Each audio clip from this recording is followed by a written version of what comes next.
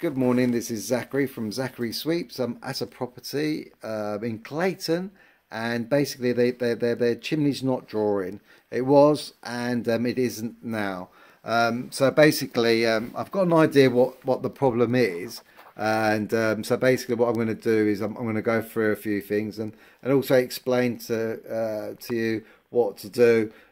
Some people and say that they like to do it, set their fires up upside down, but this is a very quick, easy way to sort your chimney out if it is what I'm thinking it is. So basically, they got an inspection hatch just there, which I'm going to stick my brush up in a minute, which you'll see, and then we're going to see. I've been outside, and there's no cover at the top, but as you can see, the weather outside it is very wet and damp. And what I can imagine has happened is that the water has come down a little bit in the chimney and made it very, very cold. You can see this installation, it's been done very well.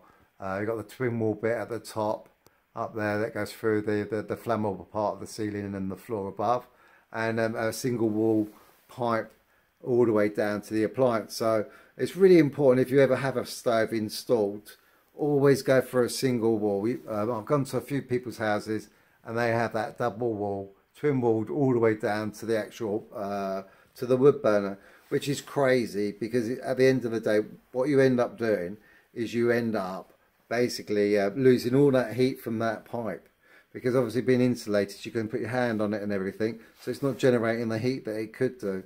And believe me, if you leave that pipe as it is, you will get so much more heat out of it. The heat efficiency will just go up over 100 on these, so you'd be so warm and lovely and cozy that you won't regret it. Trust me, you will not regret it. So basically, I've been just checking in here, having a look in the actual fireplace, and everything seems to be all right. Let's give it a. I have got no batteries for this, but you know what I'm like. Right. So anyway, you can see inside. Anyway, it's playing up now. So like basically what I do is I look, and there's a plate just above here, the throat plate, which obviously is designed, which you can feel it, and just check inside there. And then the next thing I do is, I don't know if you can hear. I'm just going to put this in. It's really dark, but.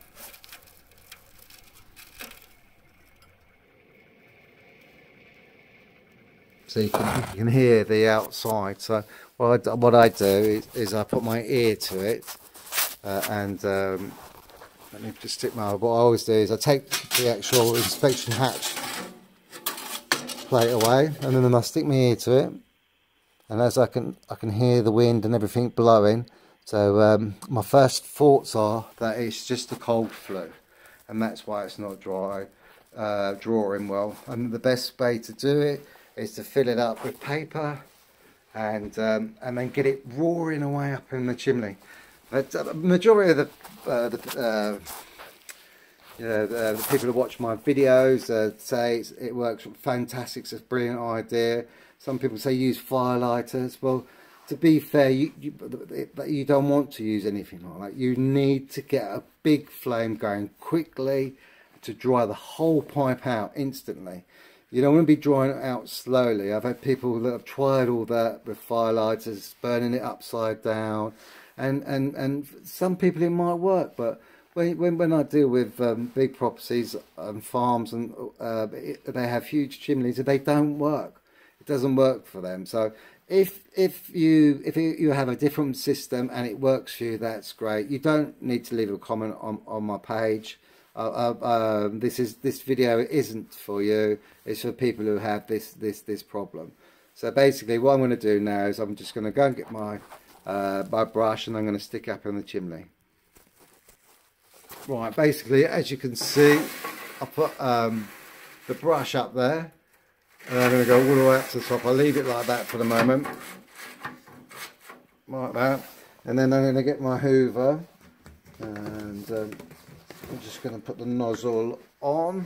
It's a lovely old stove, this one, and I'm just going to put nozzle on here. So obviously I'm going to turn the hoover on in a minute, and then obviously you won't be hearing me talking. So basically we don't want to be making a mess, so what I'm going to do is I'm going to stick that down in there like so, and like that.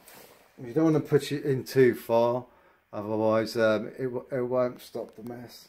If it does become coming down, then what I do is I'll stick one of these sort of brushes in, and then just push it in there like that, and then that way it will stop anything coming down.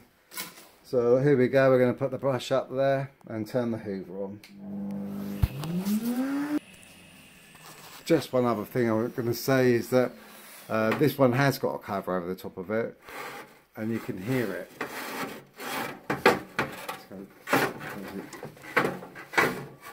And then you basically go up, you hear the donk, hear that? So just gently, so we know that it's got a cover over the top, so we don't want to see that. So I'm going to put it back on pause. The other thing I will say is when you're sweeping them, what you want to do is when you put the brush right to the top, and as you could hear that donking when I was underneath the cowl, it's a good idea just to tap it a few times. Obviously not too hard, but just a couple of times when you're doing it, because if there's anything around the edge of it, it will loosen it and it will drop down in the chimney. Because a lot of the time with the oversized brushes, you can put them up there, but they've got a metal bit or a wooden bit at the top, which won't actually go right the way up to the top. So I always find it's a good idea, just give them a little bit of a tap, not too much of a tap, because you don't want to dislodge it and then end up making a small simple job a big job. So now I'm just going to put that inspection hatch cover back on, and then check the fireplace, and then go from there. Right, now what we're going to do, because I think it's a cold draft, if you go through all the bits that I've gone through with this chimney, right, you pack it right up like that. Look at that, look how much paper there is in there. And also remember that these have a baffle plate inside, because you don't want the flame going straight up into the chimney. And these are ideal as well for controlling it. You basically, with these, is like at the moment it's fully open, but what you can do is you can twist them down, and the lower that you can get them, obviously not to seal the pipe off totally, but to that can help you with making it more heat efficient. So I've got me Cook's matches, which are always fantastic. I'm going to stick some paper up there, and then we've got to stick some paper up there. So I'm going to obviously do it like I usually do it with one hand. So there it is there. So remember to pack them right out with loads of paper. And then what we'll do, we've got the flame here, and then what I'll do is I'll light that, like that, like that, and like that. And then quickly get this door shut. Oh, wrong way round. Listen to that roaring. Can you hear that? It's going up into the pipe. Remember your thermometers, they need to be a bit higher than just on top of the collar, so you can get an exact reading. Otherwise you're going to get the reading of the stove instead of the pipe reading. So listen to that drawer. I mean, I love these old stoves because the glass doors are all individual strips. You can feel the drawer. Listen to that. It wouldn't draw at all this far. The smoke was just coming straight back in. And what you do is you just leave that. You've got no chance of it catching on, right? Because I've just swept it, so all the soot's off it. And as I said, these stoves are marvellous. A customer wants me to get a fire going, so you just basically got to just leave it to die down. But no smoke is coming out of there. And then what you do, I mean, obviously I wouldn't recommend touching that pipe, because it'd be red raw. As you can hear it. Hear it drawing. Problem with doing this is it makes me want to stay and just have a fire. especially on a, look at that weather out there. It's like living up north.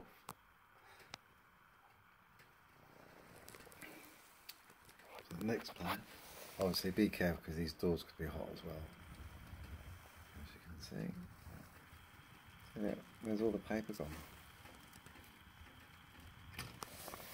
Well, I'm just going to do a few other bits and then I'll show you the finish.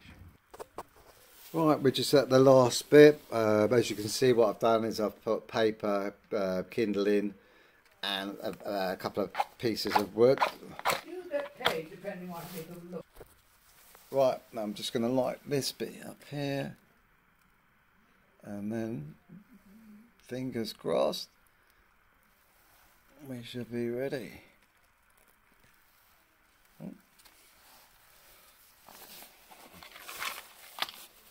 It's just light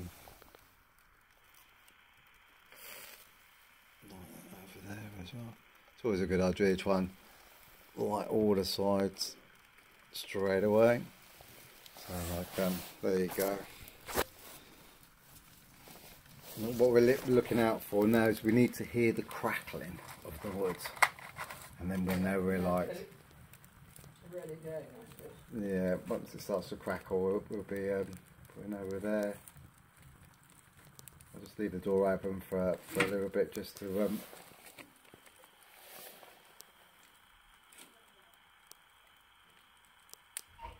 we go, a little bit of crackling.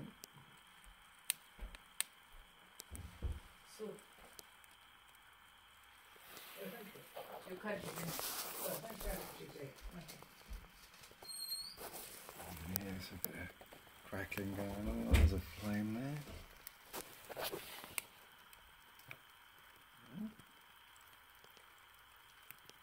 Might be an idea just to shut one door. Get a bit more oxygen going. As you can hear, we'll open that door just a little bit. Out the drawer. Open it a little bit.